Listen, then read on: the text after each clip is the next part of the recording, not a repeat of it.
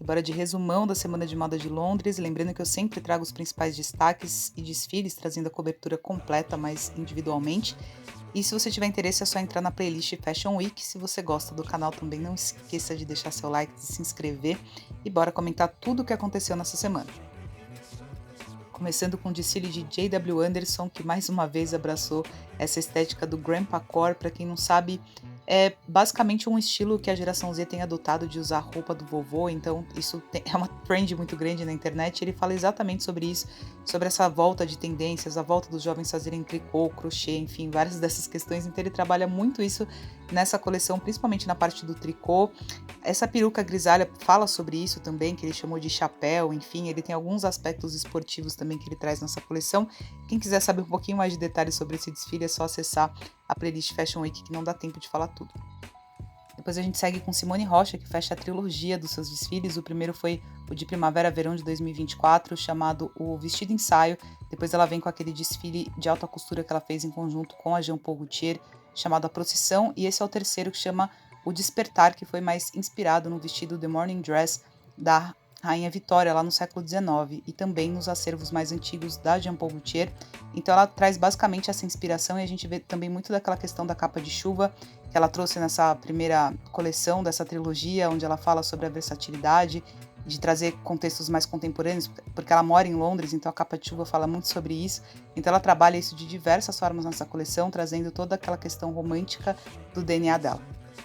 Depois a gente tem o desfile de Dilara Fintikoglu, que é uma estilista turca que tem ganhado bastante destaque nos últimos tempos.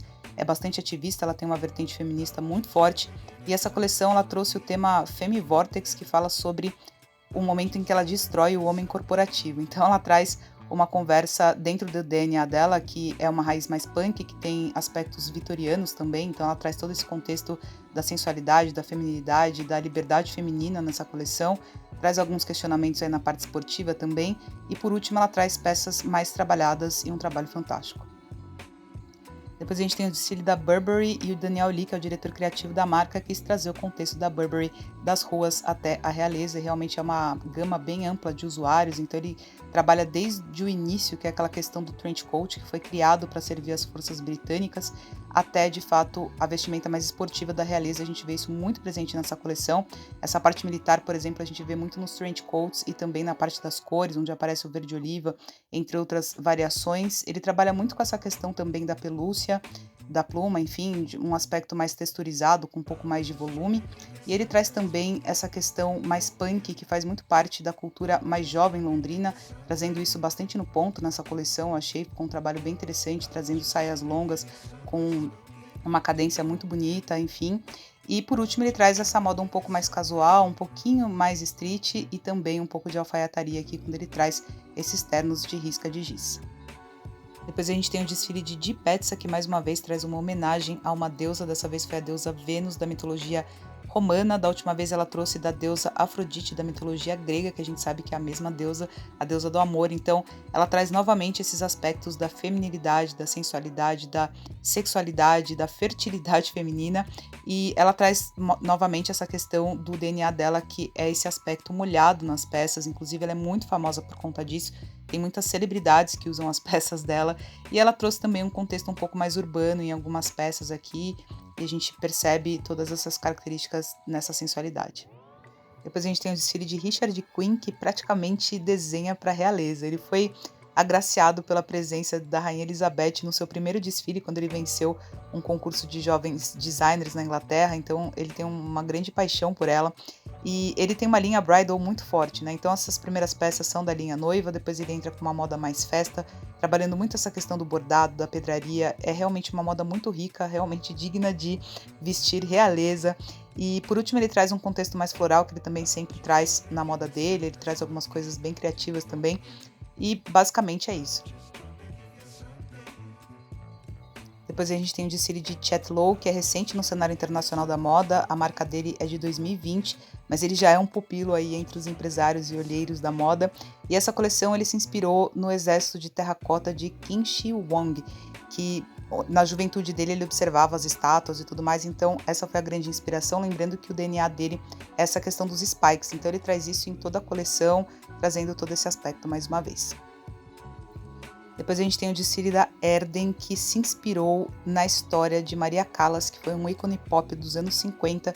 Então ele trouxe o armário dela desde os palcos até fora dos palcos. Então a gente tem aqui alguns vestidos nesse estilo mais dos anos 50, ele traz muito de uma estamparia mais floral também. Algumas peças parecem que foram pintadas à mão. Eu sempre fico na dúvida porque não aparece isso no release, mas eu acredito que sim.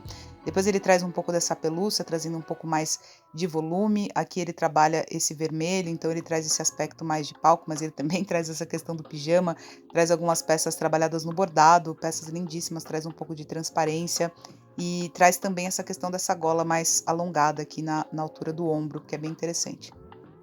Por último, a gente tem a Mithridate, que para mim é uma das coleções mais interessantes dessa semana de Londres, onde o diretor criativo Damon Zhang, ele traz essa conversa sobre a individualidade, a coexistência do ser humano com a natureza, e ele traz isso em 3 tempos, que é a identidade, o tempo e o destino. Então, essa coleção ela é muito rica em vários aspectos, ela tem muita informação, ela é extensa, ela tem quase 70 peças, e ele trabalha com todos os tipos de tecido, de textura, ele traz bordado, ele traz o metalizado, ele traz o tricô metalizado, ele traz pedraria, ele traz, enfim, uma série de elementos, né, e técnicas difíceis e complexas e tudo junto, tipo praticamente uma carnavalha, parece até uma revolta contra esse quiet luxury que a gente tá vendo aí nas passarelas. Então realmente uma coleção muito interessante. Ele trabalhou com essa questão do veludo molhado que ele trabalhou na última coleção, trabalhou com essa parte mais escultural, quando ele traz os metais de uma forma incrível.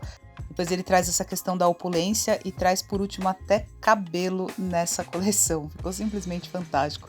E basicamente essa é a semana de Londres. Se você gostou, não esquece de deixar seu like, se inscrever aqui no canal, principalmente deixar seu comentário, o que você gostou mais. E é isso, até o próximo vídeo, um beijo grande e tchau!